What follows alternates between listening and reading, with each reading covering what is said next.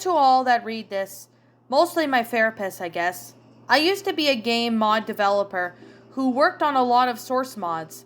I basically made little things like for games like Half-Life 2 and Counter-Strike Global Offensive. I apparently needed to write this. There's been a lot of hell going on, and only know I have been able to get on top of it. What I'm about to tell you is something what I've experienced when trying to work on my previous project. I can account for some what have happened, but not everything.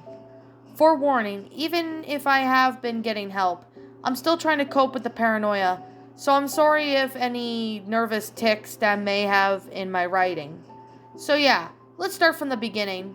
I was working on a little campaign mod called Underhell when I wasn't so messed in the head. I remember this game being extremely good, and I wanted to make a city that became solely corrupted and haunted.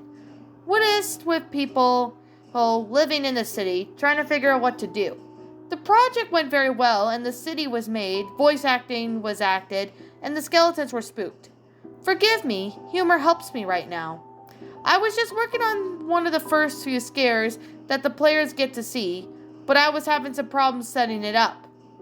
Basically, the player would start in the corridor with a drink, a sodden grayish-blue carpet, and a dirty beige walls. It seemed quite claustrophobic, and almost seemed to get smaller the further you went. When the player got halfway through the corridor, at the door at the end of the corridor opened to a room where she was inside. The lights were off in the room where it stood, but you could hear the silhouette in the leftover lights of the corridor. When you get near to the end, she'd start walking towards you, and you'd back away, only to find the corridor behind you had suddenly vanished. The problem with this was that the door she had hid behind would rotate the whole 360 degrees. It was go through the walls, and she would keep bumping into it. Wasn't able to get out. I tried sort it out by making the door to be the only open one way, and to only be able to move 90 degrees. I thought that I had sorted it, so I started the game and loaded up the map to test. And oddly, a lot of changed from the get-go. The floor was plain concrete, and the walls were tattered off with paper and scratched plaster. I closed it to see if the editor had accidentally messed up my map, but it was the same as it ever was. I felt quite unnerved, so I had a little breather and decided to try relaunching the map in the game. It looked exactly as if though it had been on the previous launch, so I said fuck it, and then just tried to test it to see if it messed up the textures. I walked across the floor, and I could hear the loud, clacking footsteps of my character hitting the concrete floor. I was nearing the middle of the corridor, and I started to get very tense. I started to get scared by my own work. I then hit the trigger that caused the door to go open. But the door opened incredibly slowly.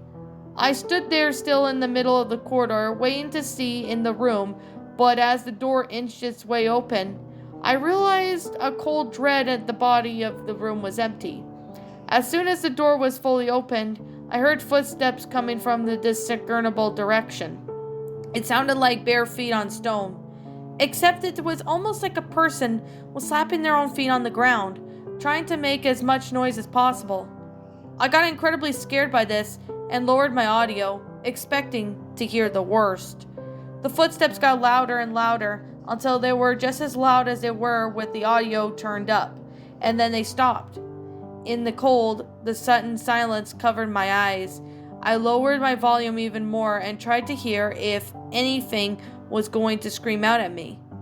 I heard nothing but a raspy, stunned breathing, and at that moment, I couldn't take it anymore and just quit the game. I deleted that whole level and tried to forget about what happened. When I finally got the courage to start the mapping again, I set about remaking the whole level again.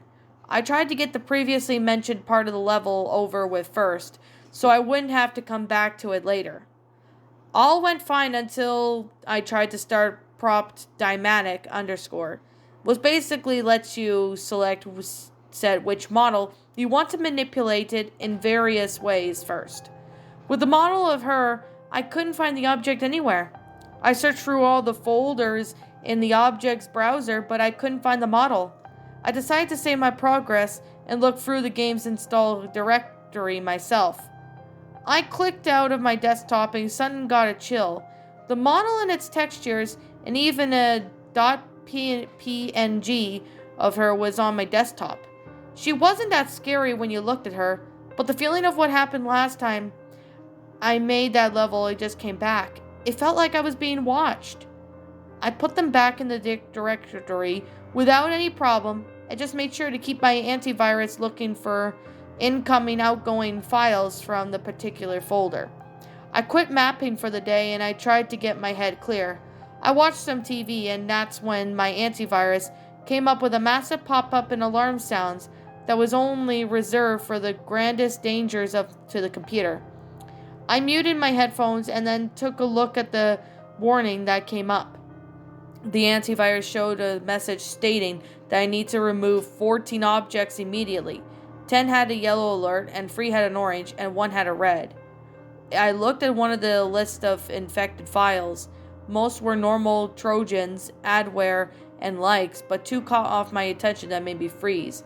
One was called winlogger.zeus.icu, and another one called femelx.mdi.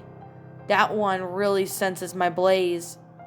That was the file of her model. I pulled back my chair, mouth agape, as I tried to make sure to remove the files. These 2 files, presumably keylogger with the title of ICU, and that model appeared at the time. There's no coincidence, not even including the rest of those viruses.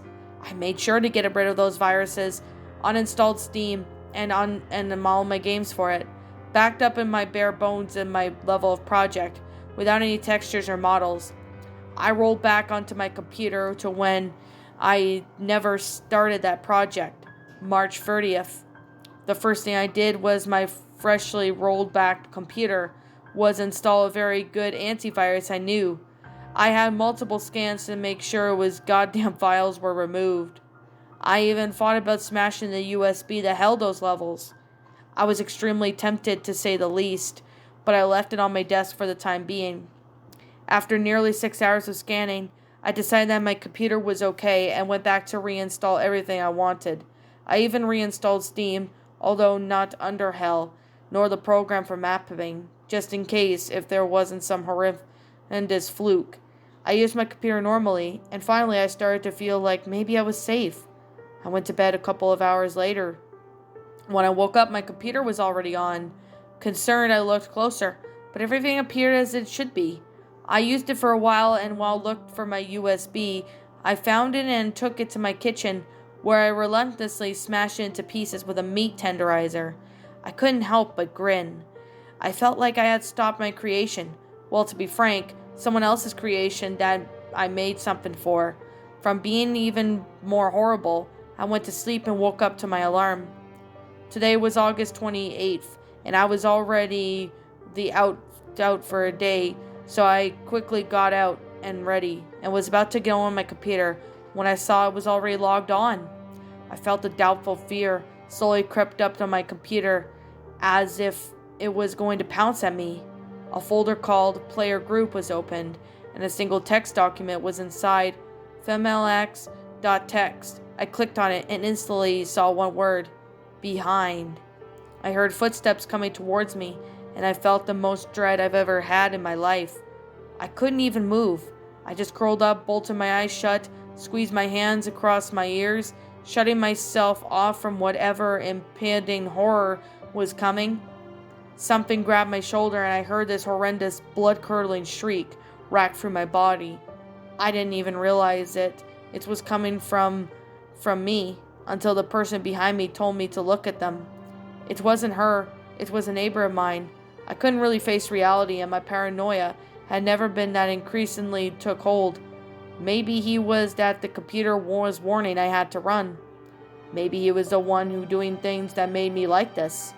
I hit him and ran out of the street, tears in my eyes. I kept looking back at every corner. I ran harder, nearly getting hit by passing cars multiple times, and ran further than I ever did before. So much so that I passed out with just my adrenaline worn off.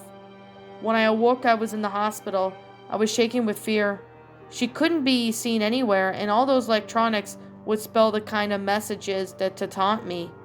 I tried to get out of bed, but the doctor tried to lightly to tell me I'm safe, but I disregarded it. I pushed him down and tried to run, but security was called. I felt a stab and then woke up in restraints.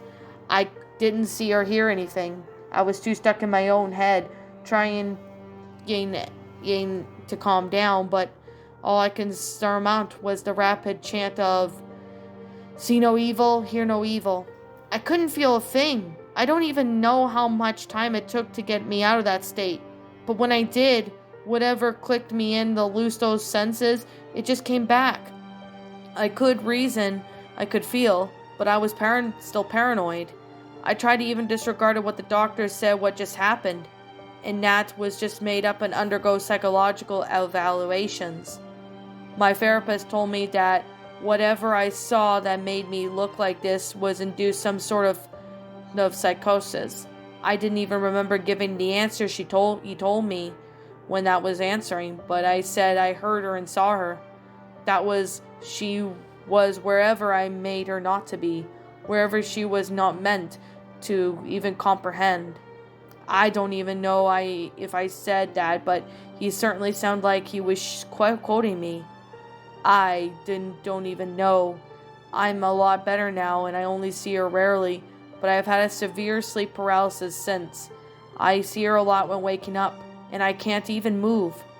It's horrible, but I'm getting used to it little by little. Just pretend to myself that my house is on fire, and then I always regain the ability to move, and she disappears.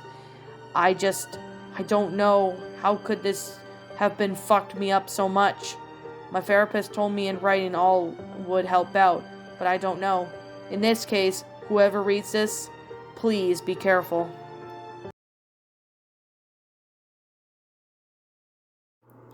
Well, that was A Developer's Own Downfall, a creepypasta written by Leetgrain. My final thoughts on this story?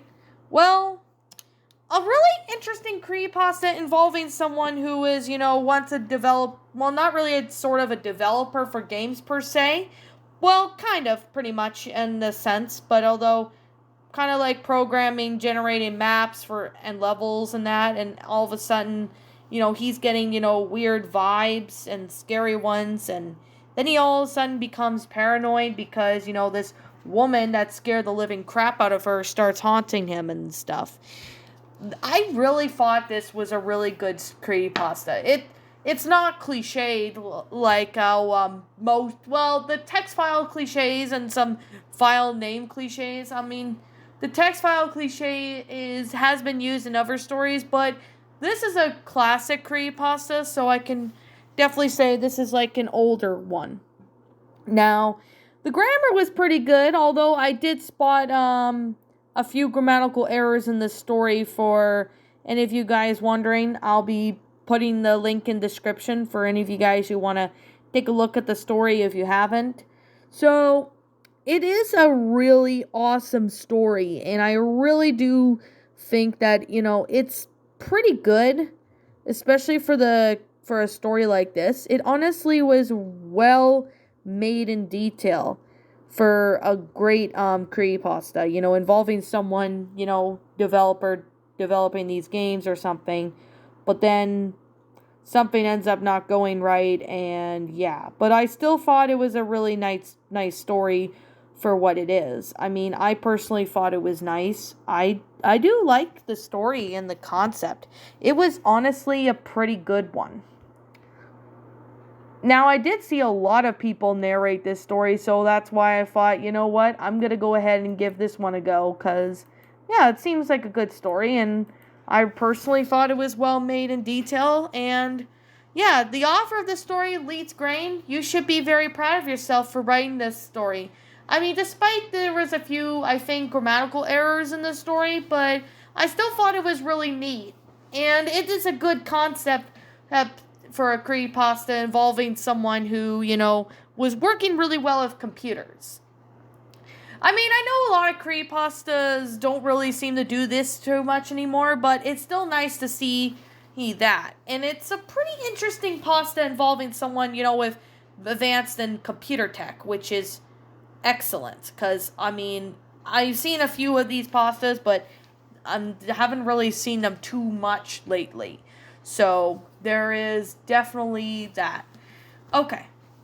Now, anyway, with that being said, I personally really enjoyed this story. I thought it was good and well made. Now, if I had to say the one thing that I didn't really particularly like about this story, it would have to be, why was this woman, why was this woman causing, some viruses in the game? Like, was it like some sort of model he built that probably caused somewhat of a virus? Because if that's the case, you got to be really careful when you come to download these, stuff, because you don't want to get any viruses on your computer. I think the model that he did download or something, or recreate or whatever, kind of caused maybe the reason why it caused the whole, the whole computer to have the viruses. I think that's what happened, but I'm not really too sure. But it kind of really doesn't really make any sense. But at the same time, I can understand why she was there the way she was. But it honestly, despite that, I mean, it kind of, the one thing I could just definitely say is that it's been done a few times, with computers end up having viruses. I think the file for the woman in that game might have been corrupted. That could have been why, but I don't really know, to be honest. But like I said, it's still a pretty good story despite the one issue I have with the story. But other than that, it was awesome. And I highly recommend anyone who is reading stories to, check out this one if you haven't. So, like I always say, I'm going to leave this story in the description. Like I said before, I'm going to leave the story in the description down below. Like, I'll leave a link down. So any of you guys who want to go check out the story, you are feel free to do so. And as always, I'm going to sit here and say that this is just simply my own personal opinion. And if you happen to disagree with me, that's fine too. We're all entitled to our own opinions in regards to these creepypastas, and this is just simply my own personal thoughts. I give this story I give this one a 9.5 out of 10. I'm giving it a 9.5 out of 10 because of how well made the story came out to be and the outcome of it, especially with the concept. It's a pretty nice story, and I do thought it was a really neat one.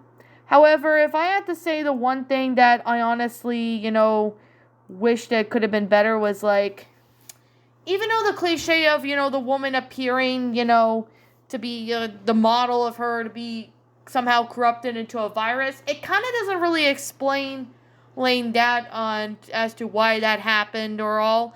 But despite that, it's still a pretty interesting story. And yeah, I still found this one to be enjoyable. It's a pretty enjoyable read, and I personally thought it was nice. It's a pretty good creepypasta involving someone who made video games or a programmer or whatever for games, ends up, having one of these horrifying experiences.